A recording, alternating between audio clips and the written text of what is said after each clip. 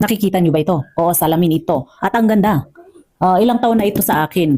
At hanggang ngayon, matibay naman yung pagkakadikit. At ang ganda ng salamin. Wala akong masabi, pati dun sa packaging nung pagdating, wala akong masabi kasi maganda naman yung packaging, maganda naman yung salamin, okay lang naman.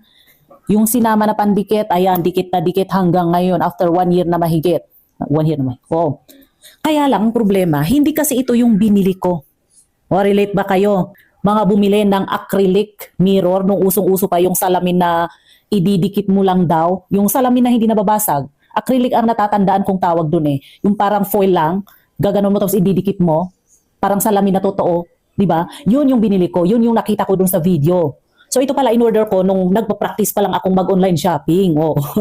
Nung first time kong mag-browse sa shopping app, nakita ko nga yung salamin na yon at sabi ko ay maganda ito kasi yung salamin namin na una nabasag dahil sa paglalaro ng mga bata ng bola.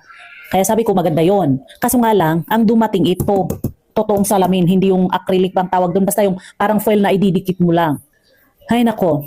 Actually, yun ang dahilan kung bakit may mga tao pa rin na ayaw mag-online shopping. Kung tutuusin, maganda sana ang online shopping kasi ang convenient, di ba? Hindi mo na kailangan pang lumabas, hindi mo na kailangan pumunta sa, lalo na kung malayo ka sa mall, malayo ka sa groceries, maganda talaga ang online shopping.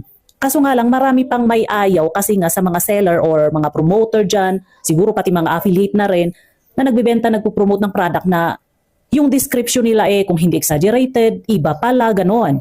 Kaya maraming naiinis sa online shopping kasi nga ganoon, di ba?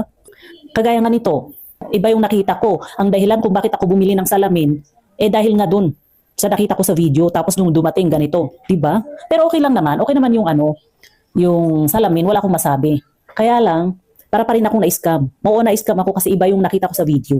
Tapos iba yung dumating, di ba? Kaya ngayon, naisa na rin akong online affiliate seller. Medyo nag-iingat na rin ako sa mga pinopromote kong product ko. Mapagamit, pagkain, o kaya mga skincare, ganon. Mas takot ako sa skincare eh. Siyempre, mahirap yon. Pero may pinopromote akong isang skincare product lang. Ay dalawa yata na brand yun. Pero simple lang yung paraan ng pag-promote ko. Hindi exag. Hindi overrated.